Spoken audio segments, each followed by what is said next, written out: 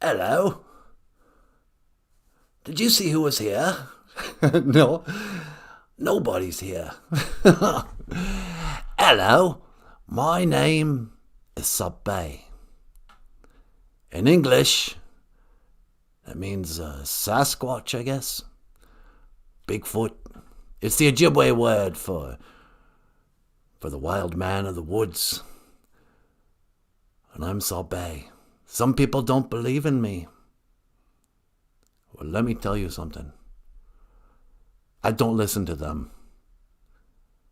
You know, if nobody believes in you, then you got to believe in yourself.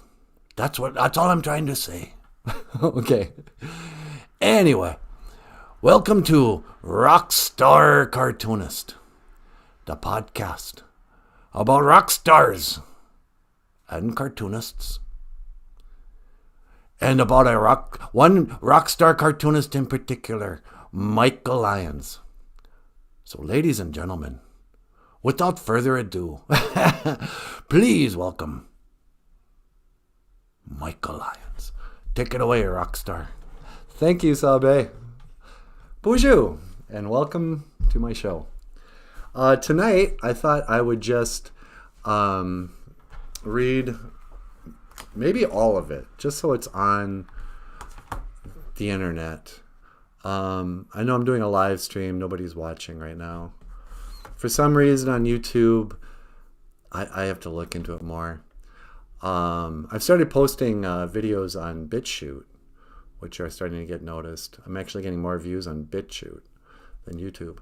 But I wanted to get this whole comic on YouTube if you wanted to sit and read it in one sitting.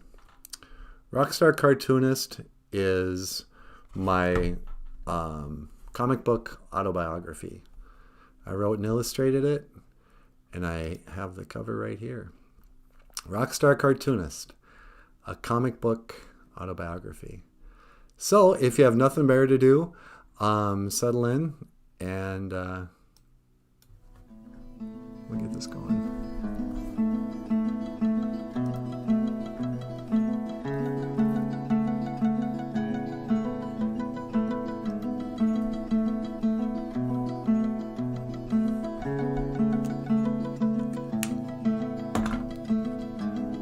Rockstar Cartoonist by Michael Lyons.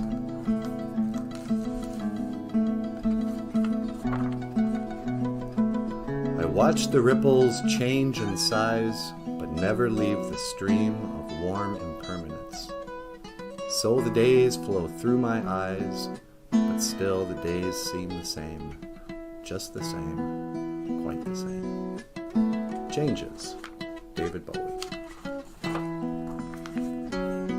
Rockstar Cartoonist by Michael Lyons.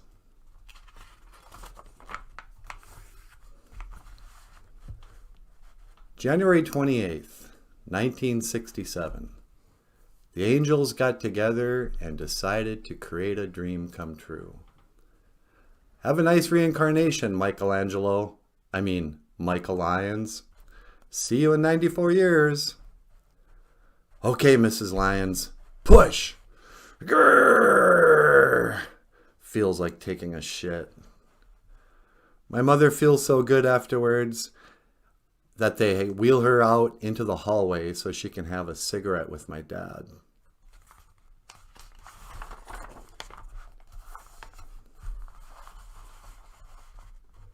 (1968) I don't remember. I can't recall. I've got no memory of anything at all. I honestly have no recollection of this year. My theory is aliens abducted me and erased my memory. I know. Let's do experiments on him, then erase his memory. That's a great idea, Stephen. Yeah, let's start doing that to everyone we abduct. Nice thinking, son. Either that, or I just wasn't paying attention.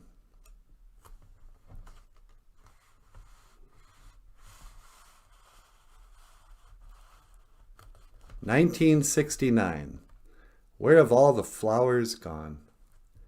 Dad moves the family back to the res. In some ways, the 60s end for me this winter. Oh, sure. I go on to wear the bell-bottom pants and high-collared shirts of the counterculture, but my hippie ideals are never quite the same. Peace.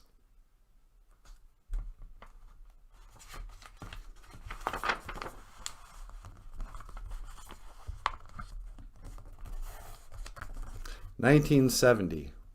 There's a feeling I get when I look to the west. My father is a dreamer and a gambler. In search of a better life, he packs up the clan and moves us from a small town in northern Minnesota to a small town in northern North Dakota.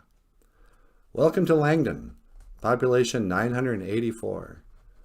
Are we there yet? Yep. My dog's name is Fang.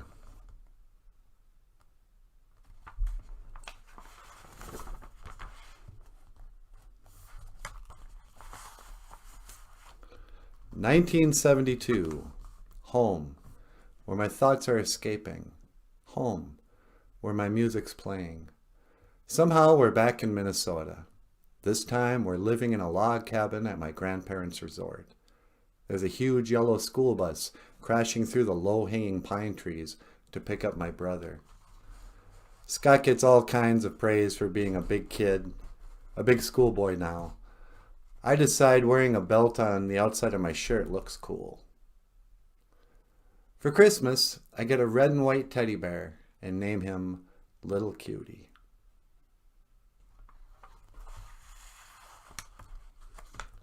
"1973.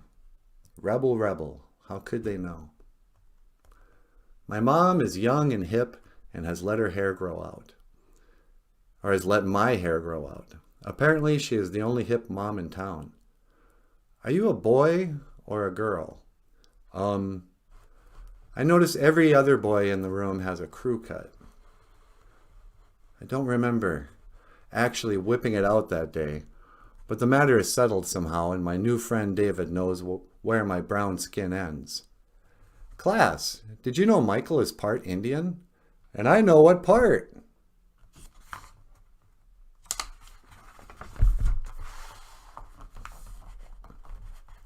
Andy isn't like any girl I've ever known before. She has yellow hair and isn't a relative. When Mrs. Haley leaves the room, Andy takes over the class. A-S spells as. Add an S and what do you get?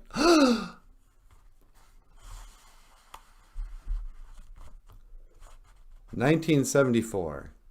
Never loved, never thought you could. Treat you right. Girl, you know I would. First grade. Our teacher is Mrs. Fanflick. She's not as pretty as Mrs. Haley, but she plays guitar and sings cool songs like Puff the Magic Dragon and Leaving on a Jet Plane. I like her. Later on, Mrs. Fanflick will play bass for my dad's band. Little Jackie Paper, love that rascal Puff. This year, I leave Little Cutie at home when I go to school. David and I fight over Andy Lundahl's affections, but just because it's fun. She's my girlfriend. Boys, boys, no, she's mine.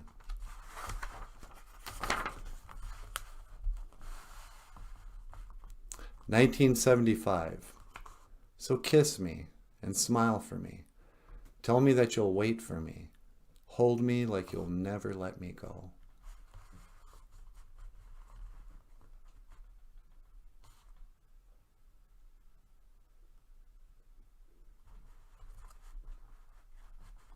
Andy Lundahl moves away and my heart breaks for the first time.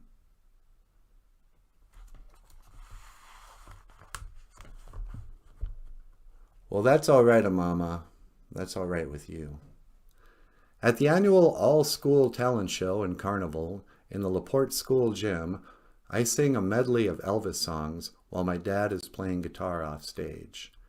I'm dressed in a white sequined Elvis jumpsuit that my grandmother has made. Well, that's 1 for the money, 2 for the show. I win first place and start to believe I could be a rock star.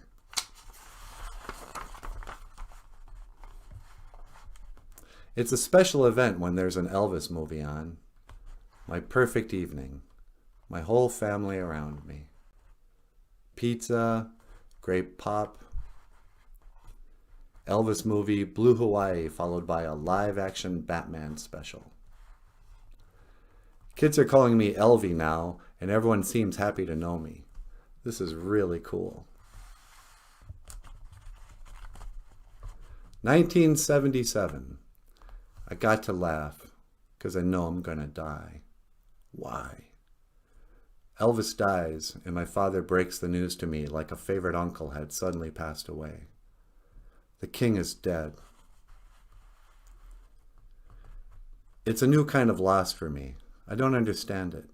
I still listen to my parents' records, but I'm sad whenever I think about Elvis now. My teacher, Mrs. Smith, likes my artwork and starts to reward good behavior with hand-drawn pictures of Snoopy. Soon, I have a collection of silent cartoons hanging over my bed.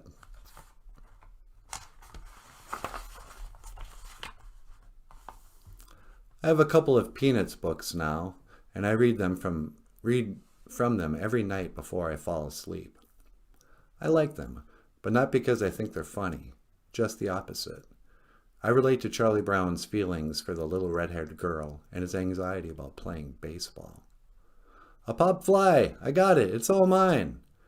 If I catch this ball, we'll win our first game of the season. Please let me catch it. Please let me be the hero. Please let me catch it. Please! On the other hand, do I think I deserve to be a hero? The kid who hit it doesn't want to be the GOAT. Is a baseball game really this important? A lot of kids all over the world never even heard of baseball. A few months later, my brother brings home Kiss Double Platinum. And something in my imagination wakes up.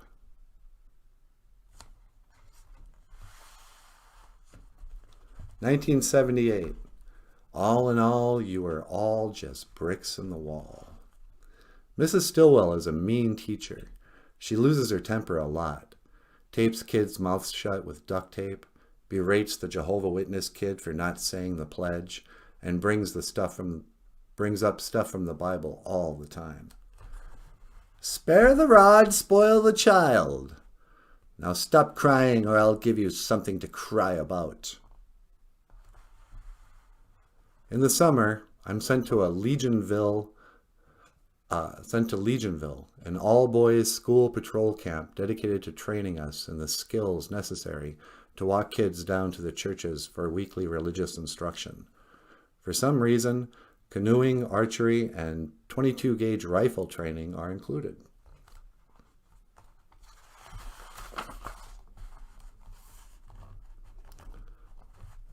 I'm used to attending week-long camps.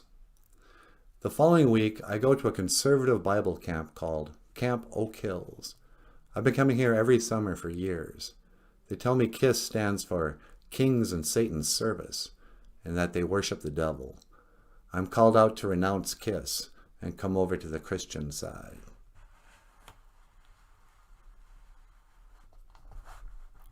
They have no idea how uncool they seem to me.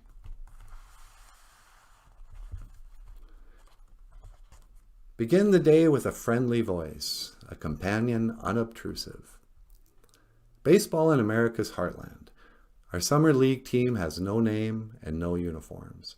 The coaches are Merv and Tom, two of the toughest burnouts in high school. They're always hungover, they're cool though, and swear in really creative ways. "Span dig it to second fucking base, dick licker. Hey fag, you're on deck." Our parents don't ever come to the games, which is good because we always lose.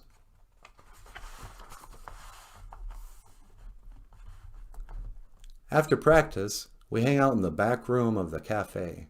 There's a pool table, a pinball machine, a jukebox, and a Space Invaders game. We're a cross between the Bad News Bears and the Outsiders. "Jane, you're playing the game. You never can win, girl." I get my first real paying job. Mr. Ellick hires me to paint his shed green. 3 different times he comes out to correct me, to correct the way I'm doing it, until he's pretty frustrated. There are 2 ways to do this, my way or the highway. When my dad stops by to check on me, I burst into tears. It's another proud moment for him. 1980. What's a man now, and what's a man mean? Is he rough or is he rugged? Is he cultural and clean? I play football, basketball, and baseball. Unlike our summer program, these sports have real uniforms and coaches who think they're Bud Grant. I find out that I'm not wild about being yelled at. Instead of motivating me, it has the opposite effect. Come on, ladies, move it, move it, move it. Fuck this. The locker rooms and bus rides are as homoerotic as they are homophobic. Snuggie time, faggot. Let's get 'em. Ah!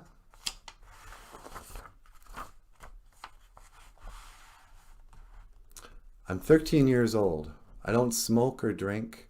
I'm really into Dungeons and Dragons, comic books, and Kiss. My brother brings home Pink Floyd The Wall. I hate it at first, but then Scott interprets the lyrics for me, and I'm sold. I start trying to find the meaning behind all songs. 1981. She's a dancer, a romancer. I'm a Capricorn and she's a Cancer. During the 8th grade class trip to Canada, I experienced my first real makeout session with an older girl from Manitoba. Luba teaches me the ways of the French arts. I turn around and tell the entire 8th grade.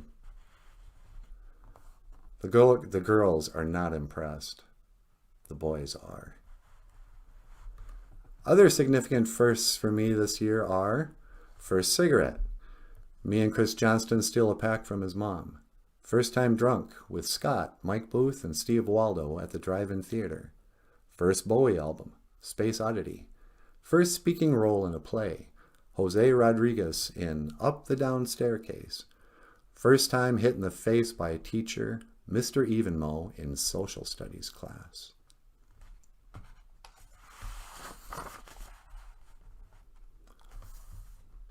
I now know what I want to do with my life.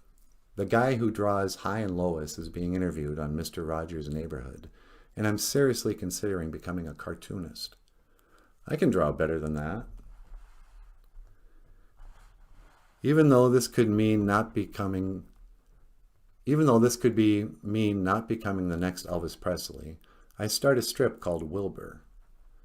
Interesting how much he just happens to look like this guy. 1982. No more Mr. Nice Guy. No more Mr. Clean. People say my hair looks like Rick Springfield's, but I was going for more of a Ziggy Stardust style without coloring it. Lenny and I ride our 10 speeds around a lot. We clear out an area in the woods to build fires and have a private place to smoke and drink. He's not as into D&D or comics as I am, but he loves All-Star Wrestling, and I've got him listening to Kiss now. In the summer, the Baptist Church tells us not to come back to their program because they suspect Lenny and I are only there for the arts and crafts. You boys better just be moving on now, you hear? Okay, dude. It's true. Lenny is crazy about wood burning, and I was just getting into making belts.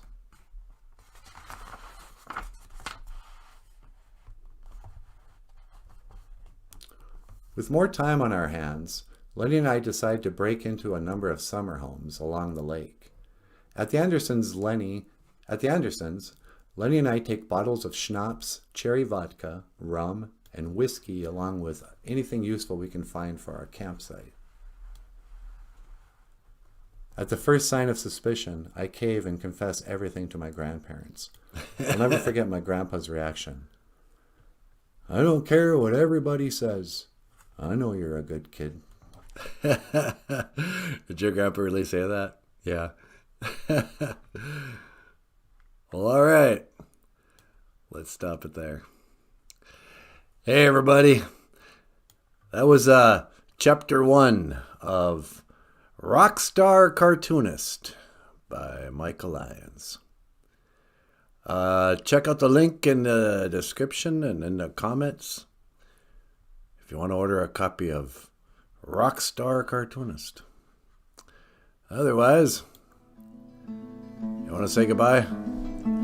See you later. My name is Sabe Bigfoot. Kigawabamin Minawa. I will see you again. Hoa.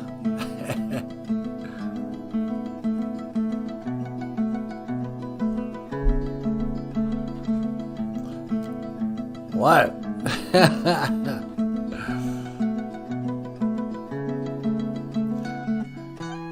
Give us a thumbs up. Hit the subscribe button. Yeah. Hit the notification button. Share it with your friends. I don't know. I don't feel right telling people how to live their lives. That's not my way. Do what you like. You know, you gotta follow your own internal compass. Believe in yourself when nobody else will believe in you. That's because I know what it's like to have people not believe in you. Believe me.